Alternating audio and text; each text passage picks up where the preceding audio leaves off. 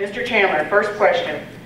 State Investment Office, Steve Moyes recently said, "We're experiencing a crisis in confidence that continues to swirl around our office and the state in general. What can the New Mexico Attorney General do to help restore confidence in New Mexico government?" Well, I think by holding individuals accountable in New Mexico and public officials accountable, we can restore confidence in our government. It's time in New Mexico that we put people above politics. My opponent has, over the last 4 years, silver platter opportunities to take on corruption. We live in one of the most corrupt states in the nation.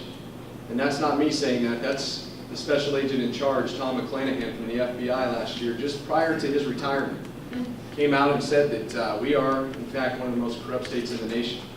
And the corruption exists in every level of government, from the top down. And in fact, he said it's at epidemic levels. As an Attorney General over the last 4 years in a state of epidemic corruption, we should be able to have examples of accountability. This specific question deals with the State Investment Council, where hundreds of millions of dollars have walked out the back door in bad faith investments. Yet it's the New York's Attorney General that we have to rely on to continue to unearth the scandal. It's important that we have an Attorney General that takes the lead in the fight against the crime and corruption in New Mexico. It's important that we have someone that's willing to restore the faith. New York's Attorney General is prosecuting the same individuals and receiving restitution in those particular cases. And those individuals, like Saul Meyer, are standing up and saying, "I was involved in bad faith investments in New York, and I was involved in bad faith investments in New Mexico for politically connected individuals." Yet we don't see the accountability.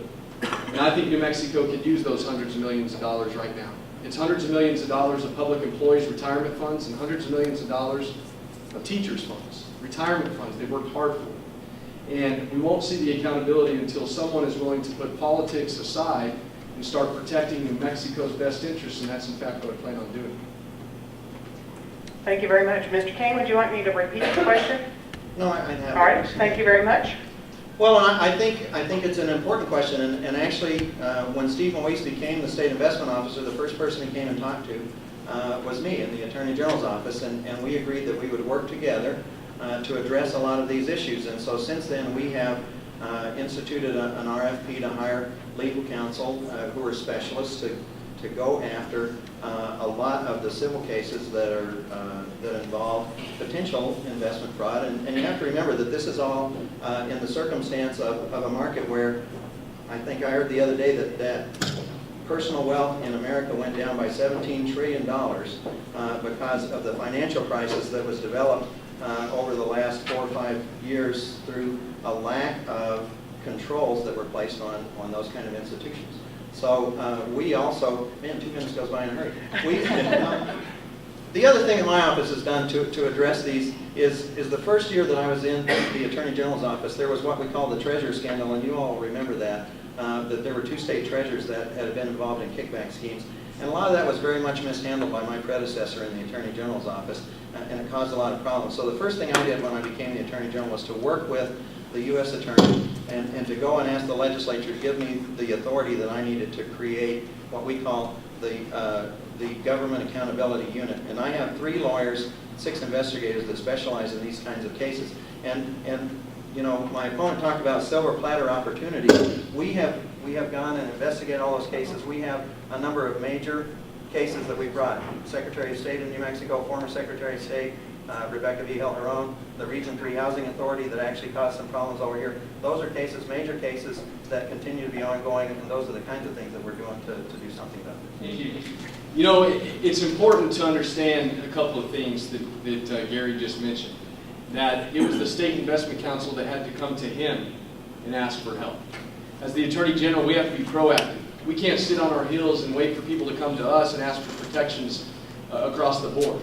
I think as District Attorney, especially in this district, you've seen that I've been able to go out in the forefront and recognize issues before people are knocking on my door and asking for help. You know, my opponent also talks about Michael Montoya, the state treasurer case, and he said his predecessor messed that up. But yet it was my opponent that dismissed 15 of those counts in exchange for 1 plea and called it a victory, and said that they were sending a message to New Mexicans that public corruption is not going to be tolerated. And I think a dismissal of 15 counts and 1 conviction doesn't send much of a message to make sure that the consequences outweigh the benefits of corruption. Thank you very much. Mr. King? Well, my opponent's a nice young guy, but every once in a while he gets his facts sort of upside down. In that particular case, all of those people were serving time in federal prison already because of what they were doing, and so we indeed did do some plea arrangements to solve those cases for the state. But what he didn't tell you is that the problem was that my predecessor, when she indicted all those people, a lot of them were witnesses, and they had agreements in place as to what, if they would testify against the bigger fish, they would, then they would get some leniency for that. And whenever my predecessor indicted all those folks, they stopped testifying. And that was the problem, is that because there was no cooperation between the U.S. Attorney's Office and the Attorney General's Office, they lost a lot of good federal cases. And so one of the things that I have work to do is to make sure that we cooperate so that I don't worry about whether somebody's serving their time in federal prison or state prison. What I worry about is making sure that people serve time for the crimes that they've committed. In this case, that was what happened.